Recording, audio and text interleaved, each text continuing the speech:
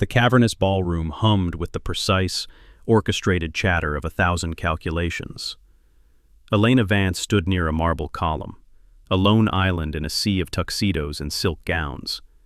As CEO of Vance Innovative, she had sponsored this charity gala, her name etched in gold on the programs clutched in every hand. Yet, she felt utterly invisible. Her assistant, Clara, stood a respectful foot away, a silent sentinel describing the room in low, professional tones. Mr. Davenport is holding court by the silent auction. It seems his latest venture was a success, Clara murmured. Elena nodded, her lips a thin, practiced line. She could hear the clinking of champagne flutes, the confident laughter, the rustle of money changing hands under the guise of philanthropy. The air smelled of expensive perfume and roasted duck. For 6 years, since the accident, this had been her world. A symphony of sounds and smells she navigated with a grace that belied the darkness she lived in. Her white cane, elegant and graphite thin, rested against the column, a piece of her she loathed but required. "Is anyone dancing?" she asked, the question feeling foolish as soon as it left her lips. Of course they were. A live orchestra was playing something slow and vaguely romantic. "Many couples, Miss Vance," Clara confirmed. A bitter smile touched Elena's mouth. "Well, I suppose it's a difficult proposition. No man would want to guide a blind woman around the dance floor. Too much liability." It was a cynical barb, a defense mechanism honed over years of isolation. She didn't expect a response, but she heard a small gasp nearby. Not from Clara. "Daddy," a little voice piped up, startlingly close. "That lady said no one would dance with her. That's the saddest thing I ever heard." Elena's posture stiffened. She turned her head toward the sound, her finely tuned senses mapping the space. A child, perhaps 6 or 7, and a man, whose presence she hadn't registered. She could smell the faint, clean scent of sawdust and wood glue clinging to his clothes, a stark contrast to the cloying perfumes of the gala. "Lily, honey, we don't listen to other people's conversations," a man's voice rumbled, low and gentle. Simple compassion had pierced through a layer of cynicism so thick she'd forgotten it was there. She took a breath. "And are you a good dancer?" she asked, her tone lighter than she'd intended. She heard a soft chuckle. "I can manage a waltz without stepping on anyone's toes. I'm Marcus, by the way. I was just checking on the stage backdrop I built." So that was the smell of sawdust. A worker, a carpenter, a world away from the CEOs and venture capitalists surrounding them. "Well, Marcus," Elena said, making a decision that felt both reckless and necessary. She extended a hand in his general direction. "I'm Elena, and I believe you owe me a dance." His hand found hers. It wasn't the soft, manicured hand of the executives she knew. It was large, warm, and calloused. The texture was grounding, real. As he led her toward the dance floor, she heard Clara's quiet intake of breath. But for the first time all night, Elena didn't care what anyone else thought. Marcus guided her with a quiet confidence that was instantly calming. His hand rested firmly on the small of her back, a point of solid warmth that anchored her in the swirl of the ballroom. He didn't pull or push, he simply suggested the direction, and her body followed. For someone who lived in a world of controlled movements and carefully memorized paths, the surrender was terrifying and exhilarating. "I hope I'm not interrupting your work," Elena said, her voice a little breathless as they moved to the music. "The backdrop is holding up just fine," he replied, his voice a low murmur near her ear. "Besides, this is a far better view." She tilted her head. "A better view of what, exactly?" "A room full of people trying very hard to look like they're enjoying themselves." A genuine laugh escaped her, startling them both. It felt rusty, unused. An astute observation. "And are you enjoying yourself?" "I am now," he said, and the sincerity in his tone was disarming. "Lily gets these ideas in her head. She's a world-class noticer of sad people." Was I that obvious? Elena's smile faltered. The thought of being perceived as an object of pity made her skin crawl. "Not obvious," Marcus corrected gently. just quiet, like a beautiful the spell. He led her back toward the edge of the floor. "Thank you, Marcus," she said, her voice formal again as the walls went back up.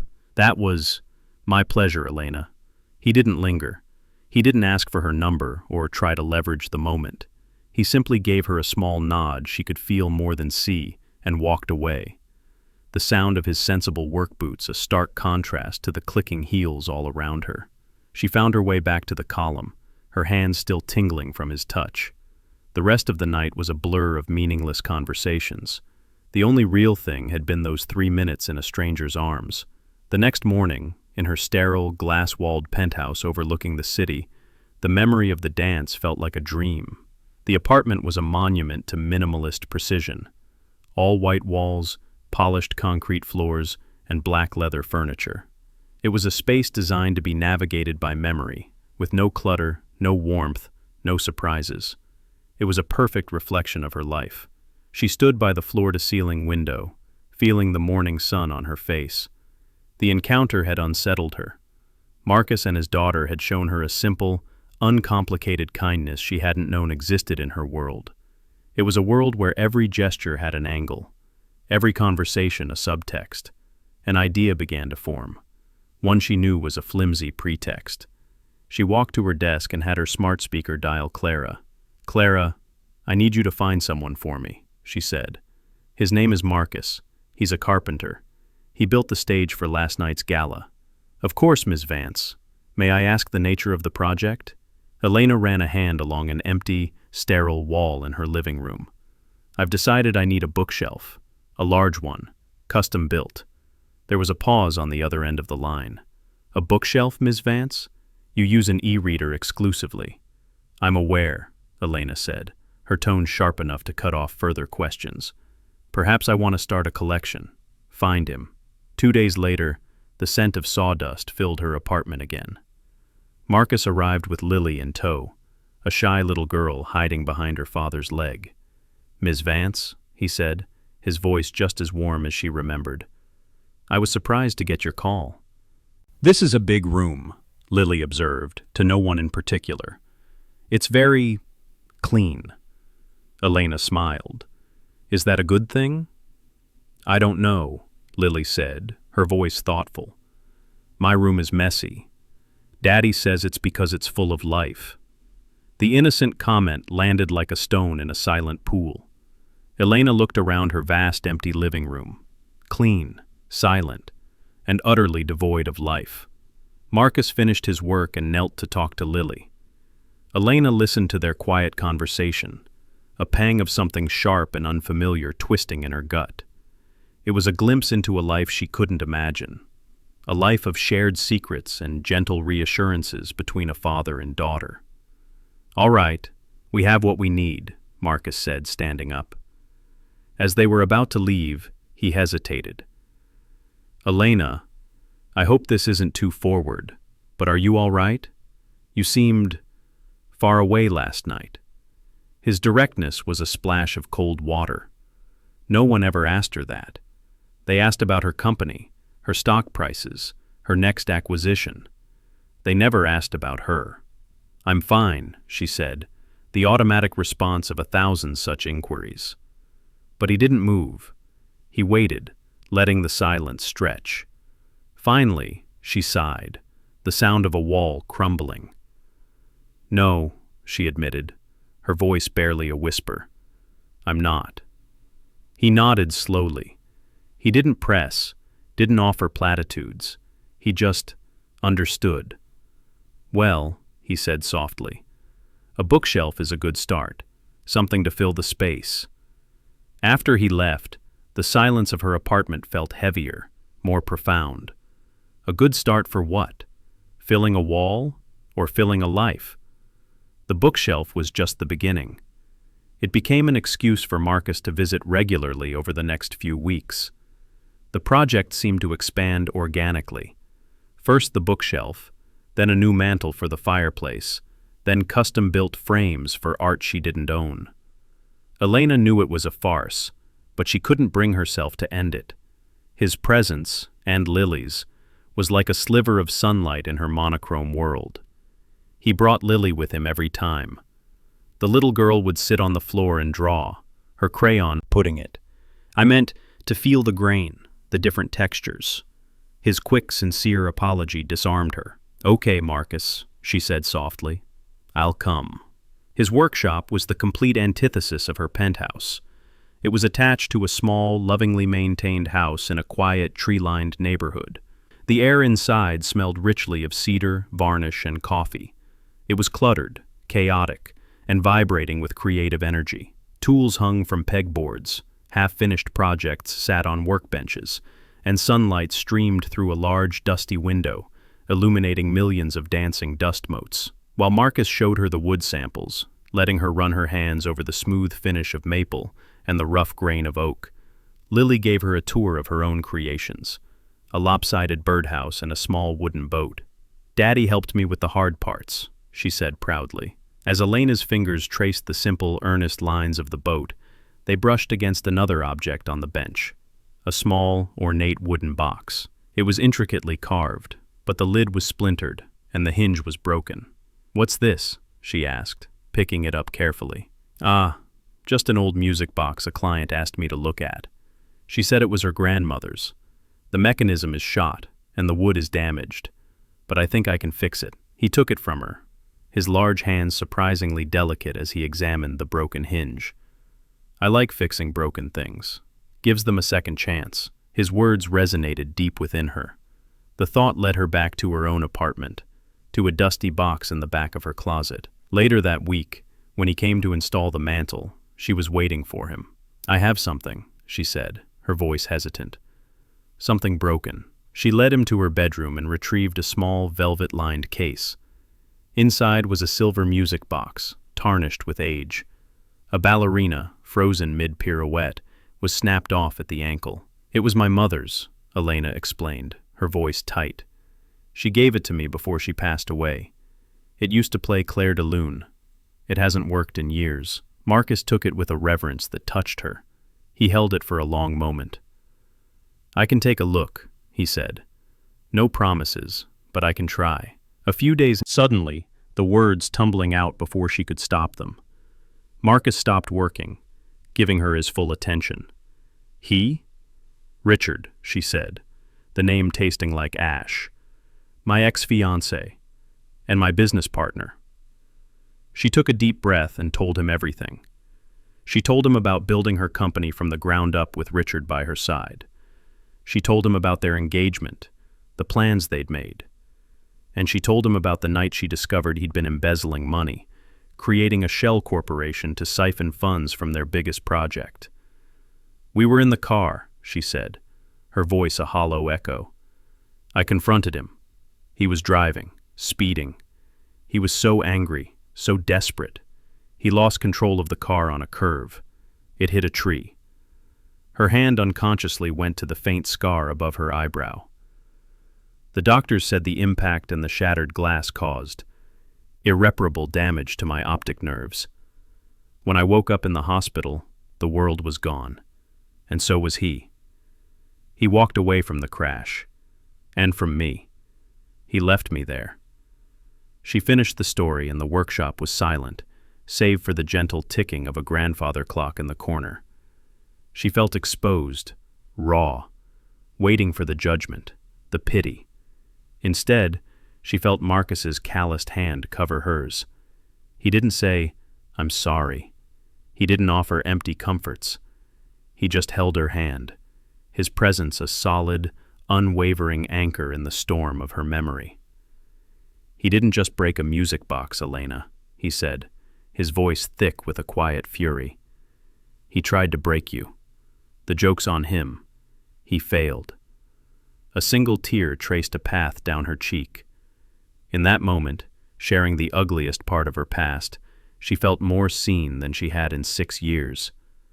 As if on cue, her phone buzzed with a news alert. Clara read it to her over the text-to-speech function, her synthesized voice chillingly calm. "Sterling Enterprises has initiated a hostile takeover bid for Vance Innovative." Richard was back. The news hit Elena like a physical blow. It wasn't just business. It was a violation. Richard wasn't just trying to take her company. Pleasantries, Richard. What do you want? Alterations. I want what's best for the company we built, he said smoothly. It's become stagnant under your limited leadership. The board is nervous. An acquisition by Sterling is the only logical move to protect shareholder value. My leadership has tripled the company's value since you abandoned it, she retorted, her voice cold as ice. He laughed, a dry, humorless sound. Has it? Or has the board been propping up a tragic story? I'm offering you a generous exit package. Take it. Retire. No one would blame you. I'm not going anywhere. His tone shifted, the velvet glove coming off. I was hoping you'd say that. I've been doing some research, Elena. It seems you've taken up a new hobby. A carpenter, is it? A single father. It's a touching little story, but the press might see it differently. Blind CEO, emotionally compromised, falls for a blue-collar opportunist. It won't play well with the board, this narrative of instability. Think of your legacy. Think of his reputation. I can make him look like the worst kind of predator. The threat was vile, insidious. He wasn't just attacking her. He was using Marcus, using his simple goodness as a weapon against her. You would do that? She whispered, horrified. I'll do whatever it takes to win, he said, his voice chillingly calm. Take the offer, Elena, or I will burn everything you care about to the ground. Your choice. Richard's threat was a poison that seeped into the fragile trust she had started to build. The old fears, the ones that whispered she was weak, a victim, incompetent, roared back to life. He had targeted her greatest insecurity, that her blindness made her vulnerable, a liability to be managed or exploited. And now, he was targeting Marcus, an innocent man whose only crime was showing her kindness. She couldn't let that happen. She had to protect him. The only way to do that was to cut him out, to push him away so Richard would have no leverage. She retreated into her cold penthouse, the silence of the rooms amplifying the turmoil in her mind. She called Marcus, her heart hammering against her ribs. Marcus, she began, her voice a clipped business that. Each word was a dagger she was plunging into her own heart. She could hear the hurt and confusion in his breathing. My world? He repeated, his voice strained. What does that even mean? I thought we were building something. You were building a bookshelf, she said, her voice dripping with a coldness she didn't feel. That's all. Please send me your final invoice. She hung up before he could reply, slumping against the cold glass of her window as a sob tore through her. She was protecting him, she told herself. This was the only way. She was cutting out the cancer before it could spread. But as she stood there, alone again in her silent, perfect prison, she had never felt more broken. The day of the board meeting arrived. Elena felt hollowed out, a ghost haunting her own life. She had spent the last week preparing a defense based on numbers and projections, but her heart wasn't in it. Richard's psychological warfare had worked. She felt defeated before the battle had even begun. She walked into the boardroom on Clara's arm, her face an emotionless mask. The air was thick with tension. She sat at the head of the long mahogany table, the seat she had fought for and earned, and felt like an imposter. Barrett Richard began his presentation. He was slick, persuasive, weaving a narrative of her instability, her distraction, her unfortunate circumstances, hampering the company's potential. He never mentioned Marcus by name, but the innuendo was there, hanging in the air like toxic smoke. The board members shifted uncomfortably, their faces a mixture of pity and corporate anxiety. Elena remained silent, her defenses crumbling. Richard was going to win. Just as he was concluding, calling for a vote, the heavy doors to the boardroom swung open. A wave of murmurs went through the room. Elena's head snapped up. She couldn't see who it was, but she knew. The faint, clean scent of cedar cut through the stale, air-conditioned room. It was Marcus, and Lily was holding his hand. Security moved to intercept them, but one of the board members, a kind older woman who had known Elena's mother, held up a hand. Let them through. Marcus walked directly to her, ignoring the stunned faces of the board. He didn't speak to them. Broken. He said, "You're just sad because you closed your heart so no one else could break it. But you can't hear the music if the box is closed." Lily's words were the key. They unlocked the cage Elena had built around herself. She wasn't weak. She was afraid. And Richard was counting on that fear. With trembling fingers, Elena found the latch on the music box. She lifted the lid. A soft, perfectly clear melody filled the silent room. Claire de Lune, the song of her childhood, of her mother, of a time before betrayal and darkness. Something shifted inside her. The fear didn't vanish, but it was suddenly smaller than her resolve. She closed the music box, stood up, and faced the board. Her voice, when she spoke, was no longer hollow. It was filled with a strength she had forgotten she possessed. "Mr. Sterling is correct about one thing," she began, her voice ringing with conviction. "This company's leadership has been compromised by fear, my fear." She took a breath and told them the truth. Not the sanitized version, but the whole ugly story of Richard's betrayal, the embezzlement, the car crash. She laid her soul bare in that sterile boardroom. "He left me in a wreck 6 years ago, and he is trying to do the same thing to my company today," she declared. "He talks about shareholder value, but the only thing he values is himself. He operates from a place of greed and cruelty. I, on the other hand, have been operating from a place of fear. Fear of being seen as a victim, fear of trusting anyone. But I will not do that anymore." She turned her head in Richard's direction. "You can have the company. If this board decides they would rather be led by a man like you, then this is not a company I wish to lead. But you will not have my silence. You will not have my dignity, and you will not have my fear." Her raw, unflinching honesty hung in the air, more powerful than any financial projection. The room was utterly silent. Then, the older board member who had let Marcus in slid a folder across the table. While Mr. Sterling was preparing his takeover, Ms. Vance was preparing this, she announced. A full dossier on Mr. Sterling's fraudulent activities, past and present. She didn't want to use it because she didn't want to stoop to his front of him, reaching out to touch his face, to trace the line of his jaw, to feel the reality of him. "I'm so sorry," she whispered, tears finally falling freely. "I was trying to protect you."